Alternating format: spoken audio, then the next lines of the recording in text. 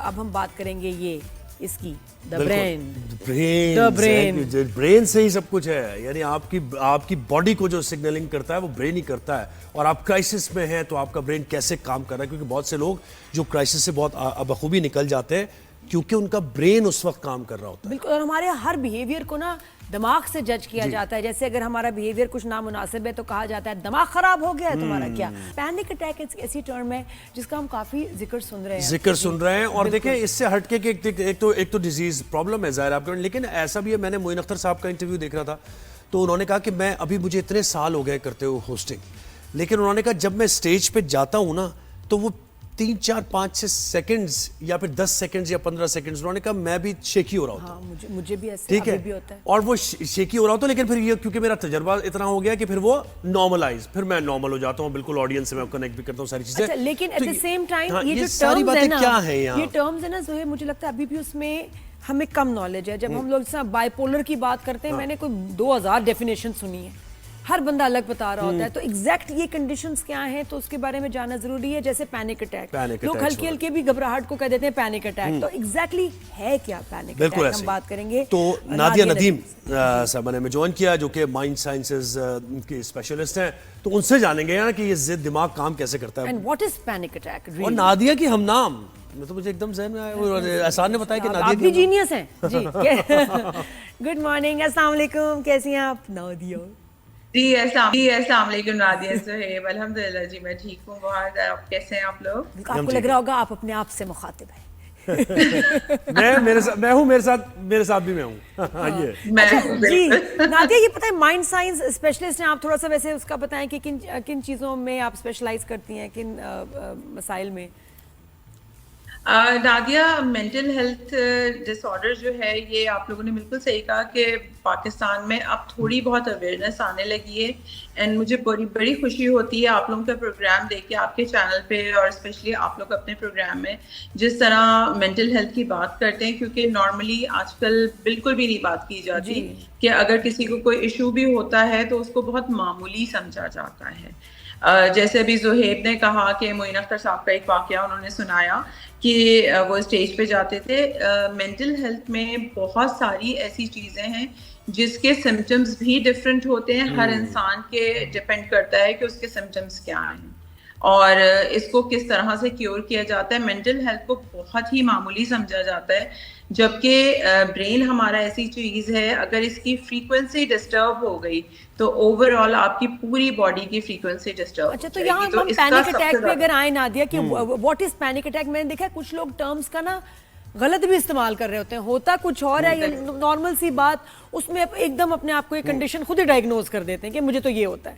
But exactly किस तरह की आप बताएं सिम्टम्स में, कंडीशन में आप कह सकते हैं कि ये पैनिक अटैक। अगर जो मैं आपसे बात करूं, जो नॉर्मली आप सही कह रही हैं, लोग बड़े आराम से कह देते हैं जी हमें पैनिक अटैक है। पैनिक अटैक एक इतनी बड़ी तकलीफदेह बीमारी है कि, और ये इस बीमारी तक पहुंचता कैसे है इंसान, मैं इस पे भी आपको बताती हूँ। जब बहुत वक्त तक ओवर थिंकिंग, एंजाइटी, डिप्रेशन में आप रहते हैं तो उसका वर्स्ट स्टेज होता है पैनिक अटैक्स। और पैनिक अटैक्स जो होता है वो लोगों को लगता है कि बहुत मामूली चीज़ है। पैनिक अटैक्स के सिम्टम्स बिल्कुल टोटली ऐसे होते हैं कि ऐसा लगता है आपको हार्ट अटैक आया है। आपके सीने में दर्द होगा, घुटन होगी, सांस लेने में तकलीफ होगी, आपकी हार्ट बीट बढ़ जाएगी, जिस्म कांपना शुरू हो जाएगा। आपको बस कोशिश आपकी ये होगी कहीं हम खुली हवा में, या जैसे बहुत सारे लोगों को ये चीज फ्लाइट पे होती है, कुछ अरसे पहले जैसे ही आपको ये फील होगा ना कि डोर्स बंद हो रहे हैं और मुझे एग्जिट नजर नहीं आ रहा, तो ऐसे लोगों के लिए एक टिप है कि अगर आपको प्रॉब्लम है तो आप कोशिश करें आपकी सीट एग्जिट के करीब हो और आप अपने आप को ये बता सकें कि एग्जिट करीब है और मैं वहां तक पहुंच सकती हूँ। और लिफ्ट में भी होता है, लिफ्ट में भी बहुत से लोगों को होता है, मैंने देखा है। बिल्कुल वो वही वाली बात है ना कि जैसे ही डोर्स क्लोज होंगे आपको लगेगा आप एक जगह बंद हो गए, क्लैस्ट्रोफोबिक हो गए बेसिकली आप। लेकिन फर्क है पैनिक कर जाना और पैनिक अटैक, ये डिफरेंट चीज है जी। एग्जैक्टली लोग इसको मिला देते हैं। पैनिक किसी चीज सिचुएशन ऐसी हो कि आप घबरा जाएं उसको देख के और आपको समझ ना आए इसको कैसे हैंडल करें, वो एक पैनिक सिचुएशन वो नॉर्मल है, यानी वो नॉर्मल कंडीशन है जो किसी के साथ भी हो सकती है। अच्छा, किसी को ये भी वो होता है किसी के कि इयर्स का स्ट्रेस लेना और उसके बाद वो Deep क्योंकि rooted, मैं हाँ, किसी deep को rooted जानती है वो। हूँ, ऐसे उनको होता था कि वो कहती थी पैनिक अटैक्स हैं, डॉक्टर ने उनको बताया है कि जब कोई घर में स्ट्रेस, टेंशन, लड़ाई होती थी ना, कोई उनसे बात करे तो वो गुस्सा होते होते चीखों वाली स्टेज उनकी आती थी और वो फिर बेहोश हो जाती थी, फिर लगता था कि जैसे एपिलेप्सी उनको हो रही है या कुछ बड़े एक्सट्रीम, और बात इतनी बड़ी नहीं होती थी, लेकिन उनका इवेंचुअली एज में आके ऐसे होना शुरू हो गया। ये भी पैनिक अटैक। एग्जैक्टली अब मैं वही आपको कह रही हूँ ना, हर इंसान के सिम्टम्स डिफरेंट होते हैं। जिस तरह बाय द एजेस भी हो सकते हैं, बाय द हार्मोन्स भी हो सकते हैं, बाय द जेंडर भी हो सकते हैं। पैनिक अटैक एक बहुत तकलीफदेह चीज है, और अगर आपको पता चल जाए कि आपको ये प्रॉब्लम है तो प्लीज मेरी रिक्वेस्ट है, क्योंकि लोग सालों साल इसको लेके पालते रहते हैं अपने साथ, और लोगों के नीम हकीम मशवरों पे चल चल के इस सिचुएशन को इतना बिगाड़ लेते हैं, क्योंकि इसके सिम्टम्स ऐसे होते हैं कि जब आप डॉक्टर के पास इमरजेंसी में भी जाते हैं और आपके कार्डिक टेस्ट होते हैं, तो वो होते ही इसलिए कि डॉक्टर को भी ये लग रहा होता है कि आपको कहीं हार्ट अटैक तो नहीं आए, क्योंकि आपका ब्लड प्रेशर भी हाई हो जाएगा उस वक्त, आप बुरी तरह कांप रहे होंगे, लेकिन टेस्ट सारे अगर आपके सही आते हैं तो मींस आपको पैनिक अटैक का प्रॉब्लम है। आप किसी साइकियाट्रिस्ट, और उसमें किया कैसे नहीं, वो तो साइकोलॉजिस्ट के पास तो वो जाएगा पेशेंट जिसको है, लेकिन ऐसे मौके पर जब किसी को पैनिक अटैक आए तो आपको क्या करना चाहिए अगर आप उसके आसपास खड़े हो? ज़ुहैब, सबसे इजी सिचुएशन ये होती है, उस इंसान को जो एहसास होता है वो ये होता है कि मैं कहीं फंस गया हूँ, मैं अकेला हूँ। ऐसी सिचुएशन में जो उसके करीब है, सिर्फ वो उसको, या तो अगर आपका कोई ऐसा रिलेशन है, आप उसको हक करें या उसका हाथ पकड़ लें और उसको ये एहसास दिलाएं कि देखो कुछ भी नहीं होगा, और अगर कुछ हुआ हम हॉस्पिटल जा सकते हैं, सिचुएशन ईजी है, मैं आपके साथ हूँ। अपने होने का आप सामने वाले को एहसास दिलाएं कि तुम अकेले नहीं हो, मैं तुम्हारे साथ हूँ। सिर्फ ये सिचुएशन 5 से 8 मिनट की होती है। अच्छा। और उस बीच जब उसके सबकॉन्शियस को ये पता चलता है कि मैं अकेला नहीं हूँ इस सिचुएशन में, चाहे वो प्लेन हो, चाहे वो लिफ्ट हो, या कोई भी, या घर में कहीं भी हो, जब उस पेशेंट को ये एहसास होता है कि मैं अकेला नहीं हूँ, मेरे साथ कोई है, और ये अगर इससे सिचुएशन बिगड़ी तो मुझे हॉस्पिटल ले जाने वाला कोई है, तो वो 5 से 8 मिनट में वो सिचुएशन एकदम काउंट डाउन होने लगती है। बिल्कुल, और ऐसे में और वो उसको अपने पानी लिए खतरा भी बन सकते हैं ना नादिया, कि कुछ देखा है उनका कि सेल्फ हार्म भी हाँ, करना। कभी होता है कि वो भागते हैं उस जगह से और उसमें वो अपने आप को नुकसान पहुंचा सकते हैं, ऊंचाई से गिर सकते हैं, कुछ और कर सकते हैं, और बेहोश हो जाना प्रोबेबली शायद इनके लिए बेहतर है, बजाय इसके कि वो एकदम कोई बहुत बड़ा जो है कुछ अपने लिए कुछ गलत कर जाए। लेकिन ब्रीदिंग लेकिन सिचुएशन वही है ना नादिया, कि आपके अपने हाथ में बेहोश होना नहीं होता, या तो वो पैनिक अटैक डिसऑर्डर आपका इतना वर्स्ट हो चुका है कि आप खुद ब खुद बेहोश हो जाएंगे, आपका ब्रेन बंद हो जाए, ठीक है। अदरवाइज जिन लोगों के साथ नहीं होता, बिल्कुल आप सही कह रही है, उनके लिए इजी, जो खुद भी अगर इस प्रॉब्लम से गुजर रहे हैं, तो आपके लिए ये है कि आप फौरन दरवाजा खोल के किसी खुली जगह पे चले जाइए कि आपको दूर दूर तक नजर आए। अगर आप फ्लाइट में हैं तो आप कोशिश कीजिए कि आप अपनी नाक को बंद करके आंखें बंद कीजिए और एक नॉस्ट्रल बंद करके पहले एक से सांस लें और छोड़ें, फिर दूसरे को।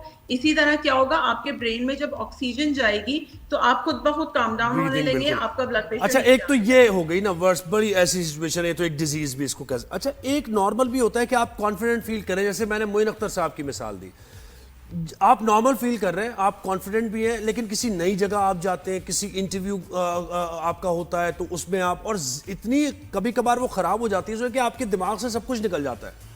कभी हमने लोगों को देखा ऑन एयर आए, बहुत कुछ पता है उनको, लेकिन जब आपने सवाल किया तो एकदम उनके जहन से ब्लैंक हो गए। तो इस कंडीशन को आप क्या कहेंगी, ये क्या है, घबराहट है?